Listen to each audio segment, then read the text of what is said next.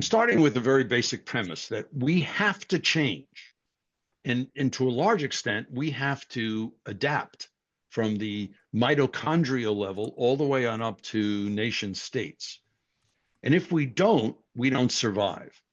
Now, I think innovation is a better word than adaptation because adaptation could be just adjusting to it. So you learn to deal with hotter temperatures or wetter temperatures or colder temperatures. That's adaptation. Innovation is you create thermally controlled underwear so that it doesn't matter what temperature you're in. The dilemma is, as all of you know, because this is your field, most people are at best ambivalent about change and especially innovation. And in fact, often people say, if it ain't broke, don't fix it. And then, of course, you have Machiavelli's great statement about how no one's interested in change or innovation. So the issue centers around not who can come up with new ideas, because actually, human civilization has come up with phenomenal ideas in a cycle of repeating things, and we tend to not always pay attention to them. I think this really centers around whether or not we're open to new ideas. And that's where I'm going to tell you a story that goes from the behavior all the way to what we showed in our neuroimaging studies about what actually helps the human brain be open to a new idea. A lot of this rests on something that, could be seen as politically, important these days, diversity, but it's also common sense. You can't get innovation without diversity of ideas, but just having people sitting around who look different doesn't ensure that they will listen to each other.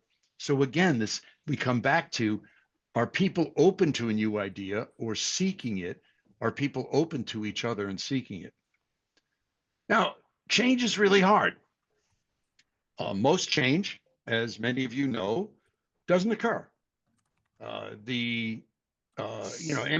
People go to MBA programs all over the world, and the data is very clear that the competencies, the emotional and social and cognitive competencies that predict effectiveness in leadership and management and professions, an above average MBA program will have about a 2% improvement on it during the 1 or 2 years, and then it atrophies to nothing in a couple of years.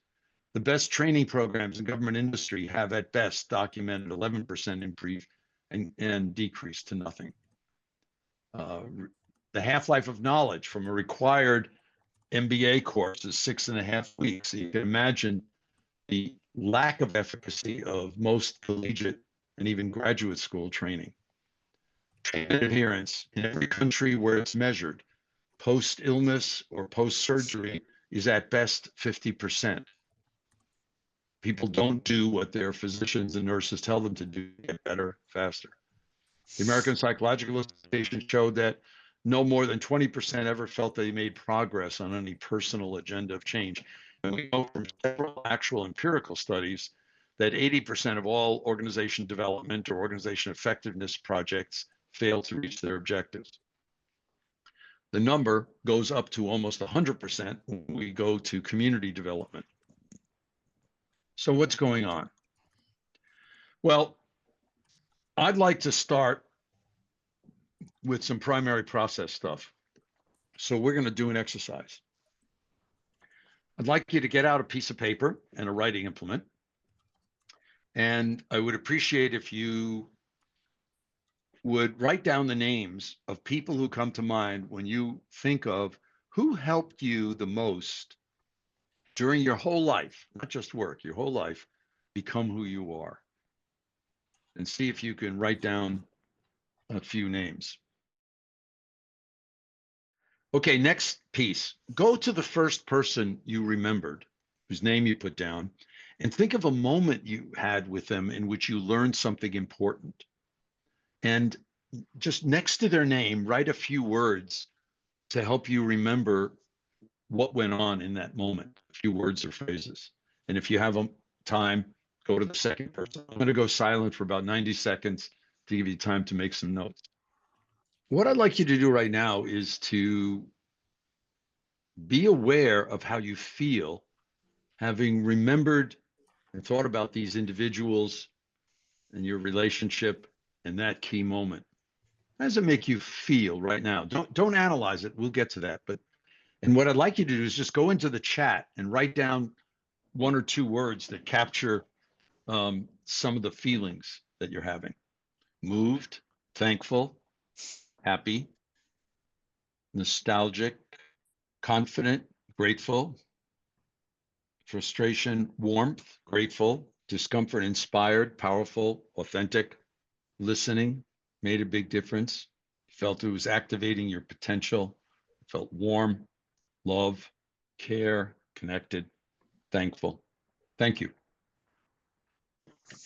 I've done this exercise on all 7 continents, yes, including Antarctica, in at least 75 countries. I stopped counting after a while. So, and whether you're in Astana, Kazakhstan, or Milano, or Boston, Massachusetts, people respond on the whole the way you did.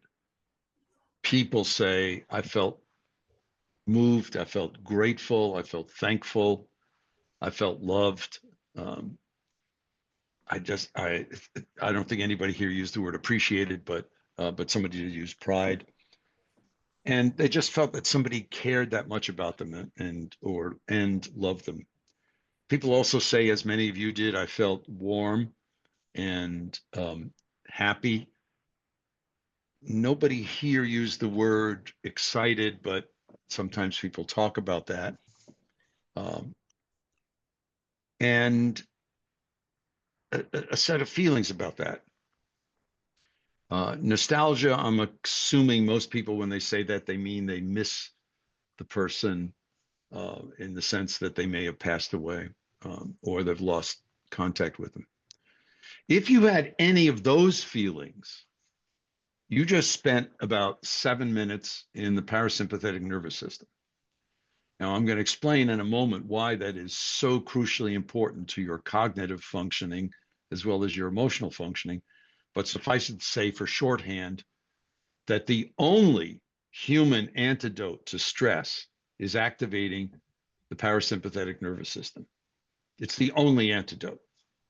If you ever talk to somebody who says, oh, well, I can help you lower your stress, or somebody who says, because if you lower your stress, it just means you're mildly impaired, but you're still impaired. And you talk to somebody else who says, oh, well, there's good stress, there's eustress. If you're talking to somebody who says that, they're an idiot. The human body does not function that way. Stress is useful, but it's not good for you. And I'll explain that in a minute in a very precise way. The crucial issue here that I wanted you to get in touch with are some of these feelings, because I labeled it primary process for a very important reason. Change and our willingness to contemplate innovation all comes down to our affective state and whether or not our brain in all of its parts, or if you want to be more holistic, our mind, heart, body, and spirit are open to a new idea, are open to another person, are open to emotions. By the way, if you haven't talked to a person that you listed recently, think about giving them a call in the next few days. Don't just email. It'd be a good thing. And if sadly they've passed away, sit down with some photos and make a cup of tea and think about moments with them in which you laughed or cried. It's a good thing.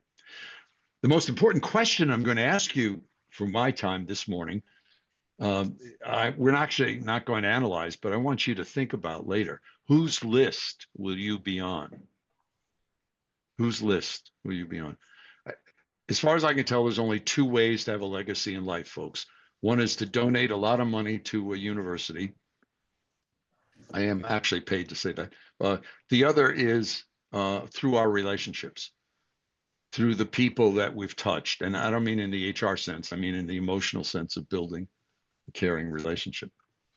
So now let me go to analyzing this. What does this tell us?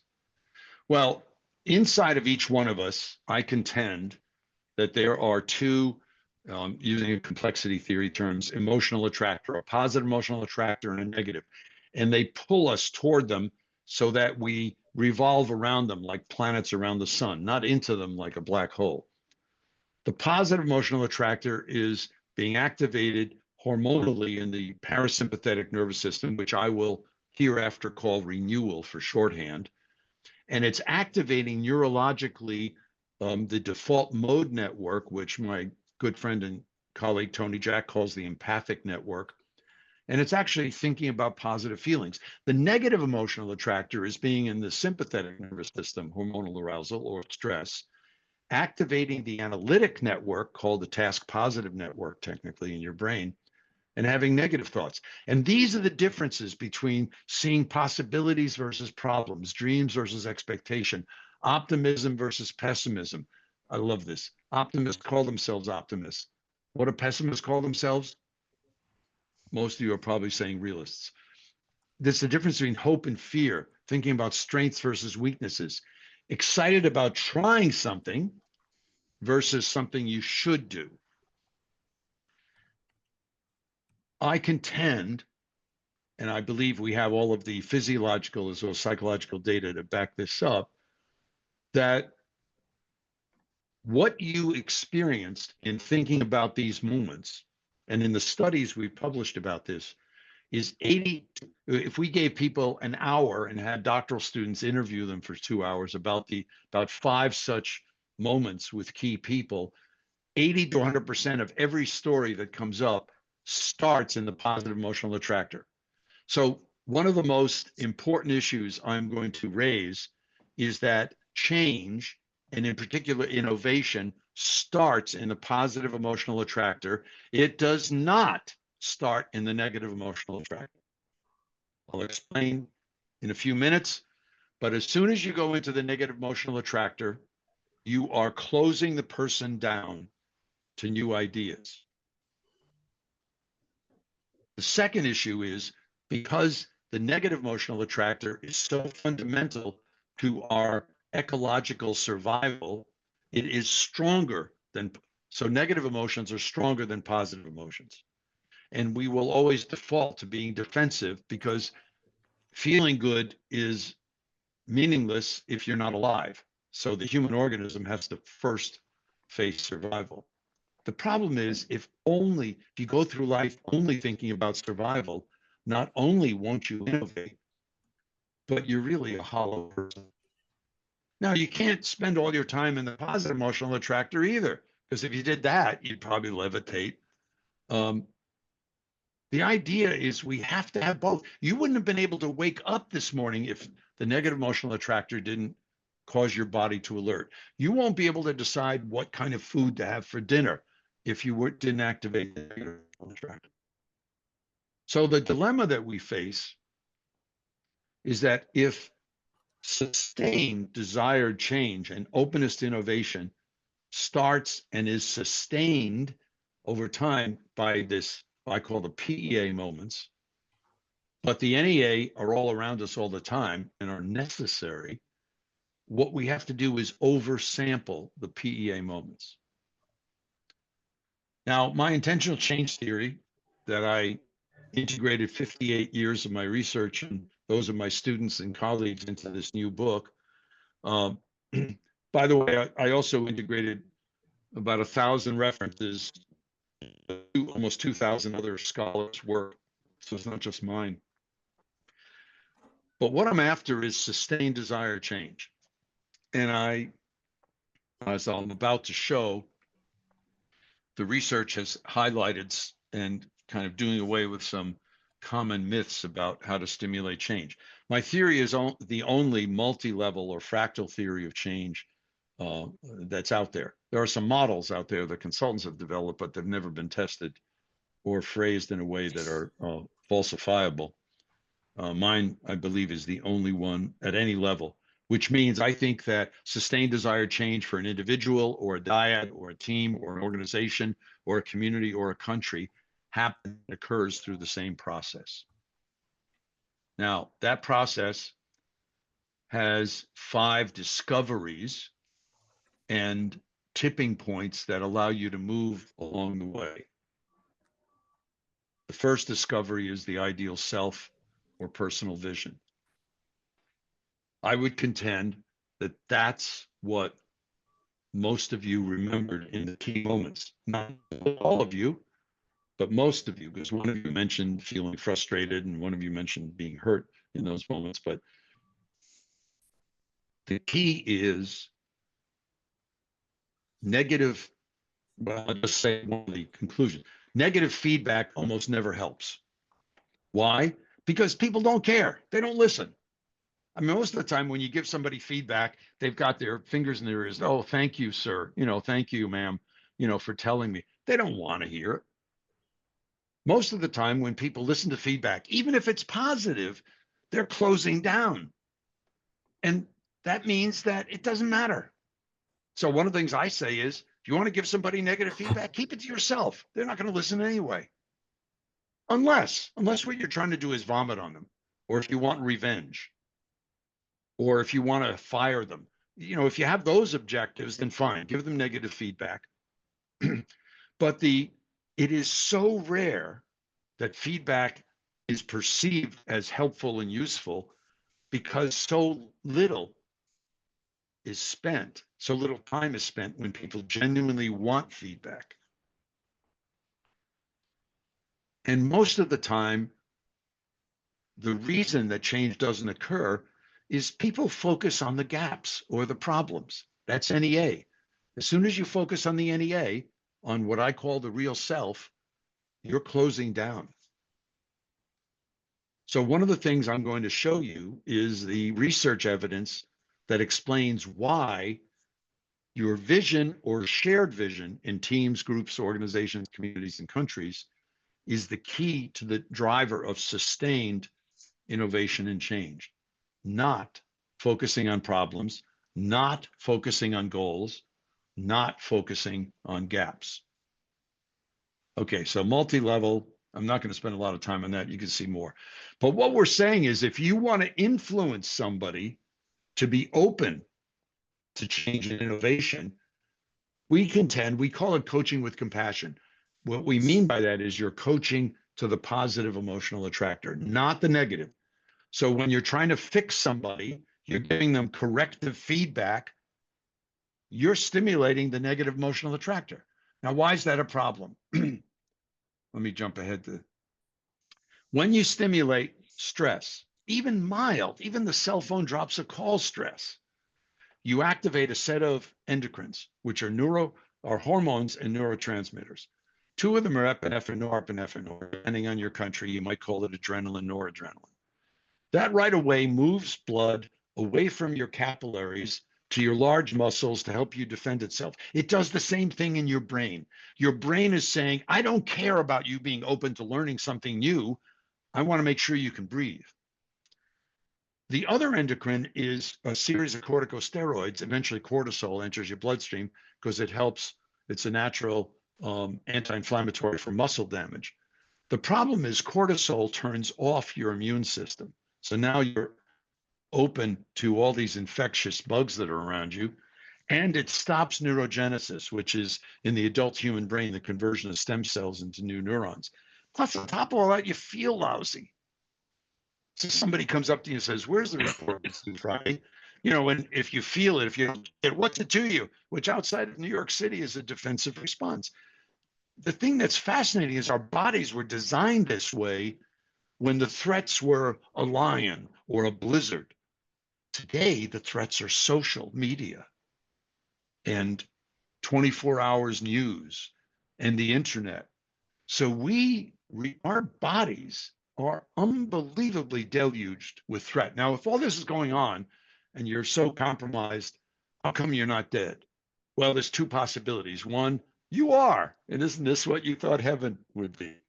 Okay, so apologize for my blasphemy. The real reason is that the parasympathetic nervous system, which that exercise usually activates, is the body's antidote. in this system, it's like how you feel when you see a baby laugh or a puppy roll in the grass. In those moments, your body releases primarily oxytocin if you're female, primarily vasopressin if you're male. And what happens is your blood vessels open up. So you actually feel warmer, your breathing slows down, your pulse rate drops, and your immune system clicks into high gear. Now, if you have an immune compromised disease, it won't make up for that, but your immune system will work at its best. It's in this state that you are cognitively at your best. You can handle the most complex concepts. I'm only saying things that have 5 to 10 published studies proving you can handle the most complex concepts. You scan the environment better than anybody else, and you're the most creative. On top of all that, you feel better. So, how does this affect? Well, if you don't go into this renewal periodically during each day, you are getting exhausted. And the same thing in your interpersonal interactions, in dyads and teams and families and organizations and communities. Now, we published another series of studies, but the things I have on this list that lead to renewal, PEA, have 5 or more published studies in medical journals, psychology journals. We know that meditation helps, yoga helps, prayer, if you're praying to a loving God, if you're praying to a vengeful God, it goes the other way. Physical exercise helps if it's moderate. Feeling hopeful about the future helps, which is why I say don't watch the news on television.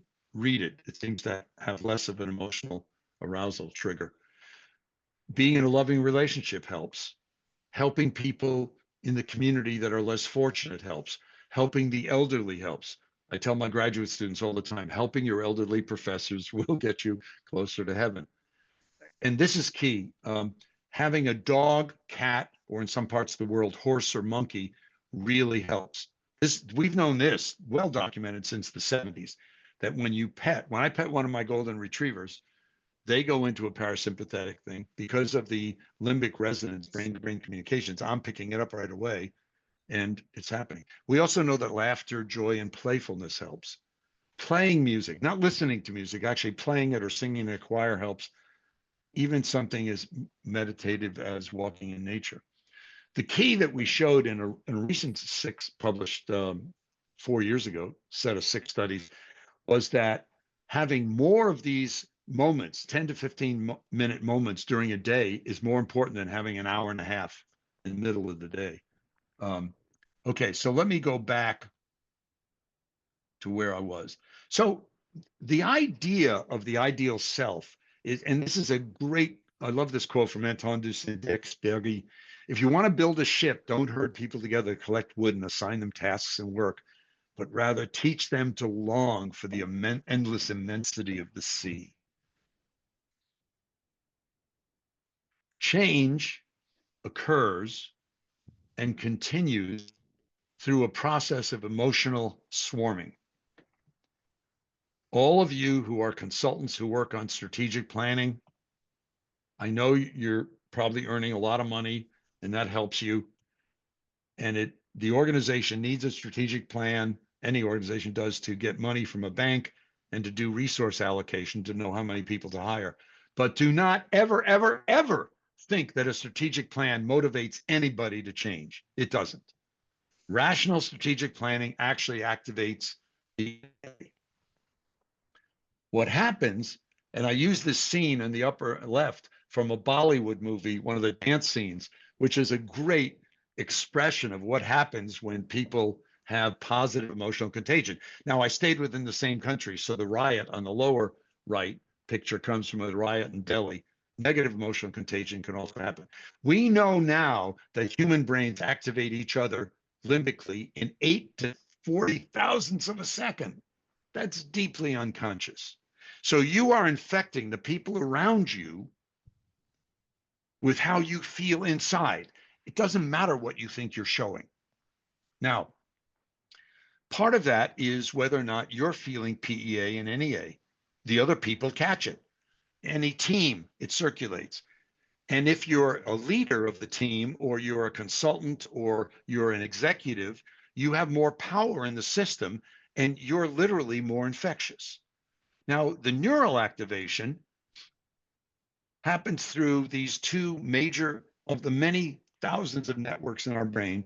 Of the five that have the most impact on our functioning daily, two of them are the default mode and the task positive. We need both. You need the task positive network to solve a problem or make a decision. But you need the default mode network, what Tony Jack calls the empathic network, to be open to new ideas, to be open to another person and emotion.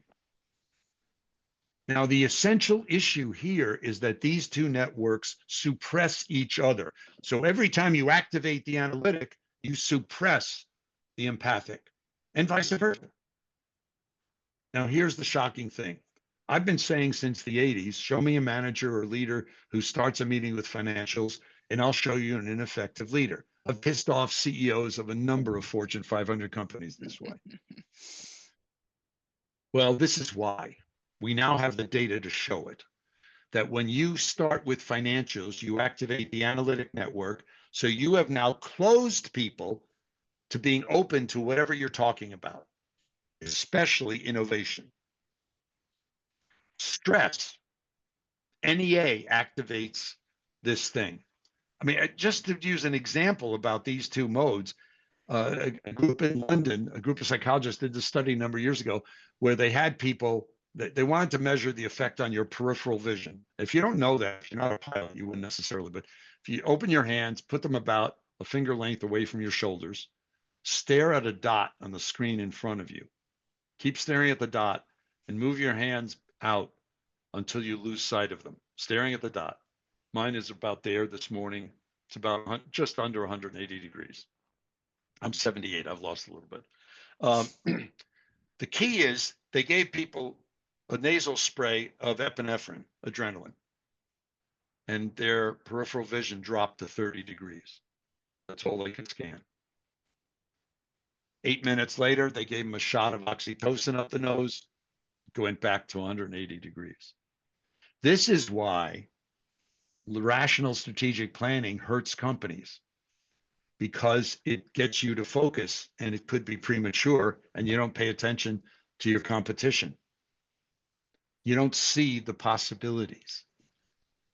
This is why innovation doesn't occur when people are trying to solve problems. It occurs in the moments in which they give up the effort and all of a sudden they have their moment of brainstorm. I would contend, having built and run two consulting companies over 11 years, research consultants, one on human resources that did the competency stuff, and one in market research before I became a professor in 1987, that this is why consulting companies don't innovate. They innovate by buying other companies or consultants. Why? Because consulting as an organization is based on charging by the day or the hour, and that's a very analytic process. And the measurement systems in consulting companies are always very focused on usually financials and performance. So the more we push performance, the less open people are to innovation. Now, these things are important. And as I've said, we need both analytic and empathic networks. We need both stress and renewal. We need the PEA and NEA. But appreciating that they work like a seesaw is key. Now, I'm going to really race through this, have some time for any questions, but we've done a series of fMRI studies showing that 30 minutes of asking people about their dream 15 years from now, what would your life be like if everything were perfect, activates the lateral visual cortex and a lot of parts of the default mode network. We published that study, replicated it with 50 rather than 20, half male, half female. Now they were older, they were 21-year-olds instead of 19-year-olds. And again, found a lot of replication, and that when you had 2 to 3 PEA half hours compared to the half hour on the NEA was what problems or challenges are you facing right now? I mean, really it wasn't really negative, it was guilt induced. And that's NEA. We found that when we had 2 or 3 half-hour PEA sessions, we activated this yellow part of the default mode network called the ventral medial prefrontal cortex. This is the part of the brain that enables the crosswalk to the parasympathetic nervous system and is key to any interpersonal activities. This is the key part of the brain that's shut down when you do analytic work. This is the part of the brain that is showing the most damage in terms of gray and white matter density if you had long COVID, excuse me, or if you had COVID and was hospitalized by it. So what we're saying is if you want to motivate and inspire others to innovate and be open, you want to work on vision and on the quality of your relationships because they pull for PEA. We have 39 published longitudinal studies showing that if you use this approach, you're getting these 25 to 45-year-olds to have a huge increase in emotional and social intelligence. Not the 2% of above average MBAs, not the 11% of the best published, best training in industry and government, but 60% increase that levels off at about a 50% increase 5 to 7 years later. So I've highlighted 18 things you can do. Half of them you do by yourself, half of them you do with others to stimulate more openness to change.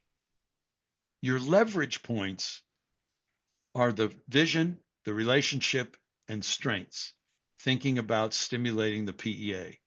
I don't have time to go through what happens to the faux self and how just being positive is delusional and how different parts of the brain enable us to prepare for the future.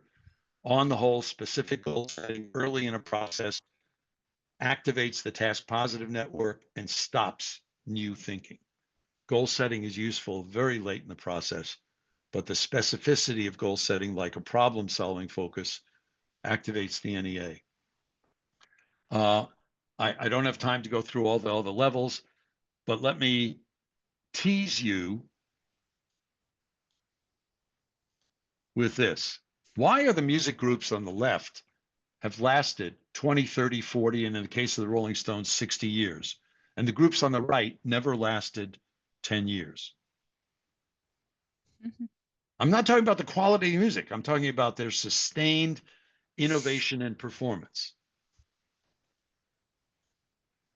Why did the Eric Weinheimer, the Allegra expedition, have 19 of their climbers reach the summit of Everest, and the adventure consultants had 3, and 4 of their party died on the way down, not even counting the number that lost fingers and noses to frostbite? Why did Alexander Klimchuk's exploration teams continue to hit the world's records of the deepest caves explored, and Bill Stone's Chev team never catch up? Why do companies on the left of that lightning bolt continue to innovate time after time after time, both private companies and nonprofit YMCA and the government agency, National Park Service, and the companies on the right you may never not have even heard of if you were younger?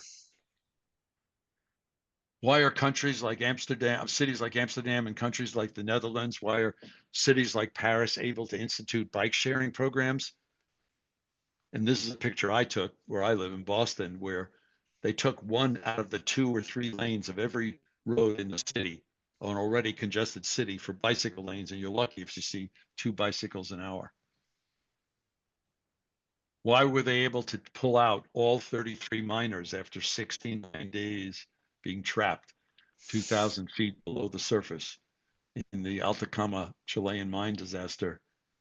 And yet, whether you look at Deepwater Horizon or Hurricane Katrina or some of the other man-made disasters, why could Iceland and the UK start to try to convert to renewable energy about the same time? And 10 years later, Iceland's 100% renewable and the UK is at best 40%. The answers, by the way, to each of those are in the book, but it all has to do with vision, relationships, and leaders who are able to stimulate the PEA. If you're interested in the practitioner interpretation of a lot of this, our 2019 book is written for practitioners, a lot of stories of people in different fields and professions. If you're interested in the research, like I said, or I wrote this for scholars and advanced professionals, and it just came out. So here's my closing comment. Life is a gift from our God. It would be a shame not to be excited. And if you ask what I estimate to be the 7.5 billion people alive on Earth today who don't have the ability that those of us on this webinar have to move closer to our dreams, they would say, don't waste it, go for it. Because when you're moving toward your dreams, it's exciting. And when you're doing that, you're infecting others positively. And you find yourself in your families, in your communities, and at work, coming together and doing things you before thought weren't possible. You said something about getting doses of the PEA into every day. Yes. And I More know briefer doses. I know people who tend to who tend to postpone it until the weekend. I don't think that works. No, they're doing inelastic damage to themselves. Actually, they're hurting themselves more than they will recover over the weekend. Plus, Actually, during the week, they've lost a lot of their cognitive processing ability. That's the real tragedy. yeah, it's diminishing. Yeah. Ajit, your hand is up. Yes. So, Professor Richard, I think your talk has a lot of PEA in it. Thank you very much. Thank you. My question is that for creativity, you have to stay with discomfort and the difficult part to it, which is where the real creative comes. So how do you align that with the framework? Sure. Very often, creativity starts with something that offends you or puzzles you. Why is this happening? Why can't people do this? Why are people killing each other? What I contend is that the moment of breakthrough does not sustain, and you don't get the follow through unless the person converts it to a positive image. We all have what I call wake up calls all the time. You know, one of our children won't talk to us anymore. We get divorced. We have a heart attack, whatever. A client tells us, we can go to hell. And most of the time, we hit what's called the snooze alarm and we don't pay attention to it. When you do pay attention to it, it's not the pain that I think drives the innovation. What the pain does is maybe it's like, getting slapped. It's like you wake up and say, oh my God, I should do something. Now the question is the difference between the millions of wake-up calls people got today already and those that will actually do something innovative is whether or not it converts. I'll use an individual example. One of my good friends, I don't want to mention his name because he's a management guru, was having consistent trouble with a neurological disorder. And he was, talking to his internist at the time about how to wrestle with it. And he just, no matter what, he wasn't able to stay motivated enough to do the things to fix besides the medicine and needing the exercise and all that kind of stuff. And his internist looked at him and said, in this one moment, why do you want to be healthy? And he paused and he shook his head. He said, good question. He said, he had an 8-year-old and an 11-year-old child at the time. And he said, I'd like to live long enough to see my children get married. And she looked at him and she smiled and she said, not a good answer. I want you to live long enough to go skiing with your grandchildren. And he sat back with this big grin. And that was the moment in which he took control over the things that were going wrong in his body. I think the same thing happens to us in couples and dyads and teams and organizations. And that's where I think the key is. We know that if we think about the research on creativity of the individual, that the spark of the idea almost always happens in what the Buddhists call the satori. It's not the moment you're focusing on it. It's when you surrender and you give up and you relax. All of a sudden, 2 hours later, boom, it comes to you. Many of us have those thoughts when we're in the shower or we're driving, or and my wife, it drives her crazy, but in the middle of the night, I often get up at 1 or 2 and scribble notes on a pad. Anyway, I hope that helps. Yeah, thank you so much. It does. Can we unmute ourselves and give a really thunderous round of applause, please? Yeah, thank you. Thank you Thank very you, much. Professor. Bye-bye. Fascinating. Thanks very much. Thank Thank you.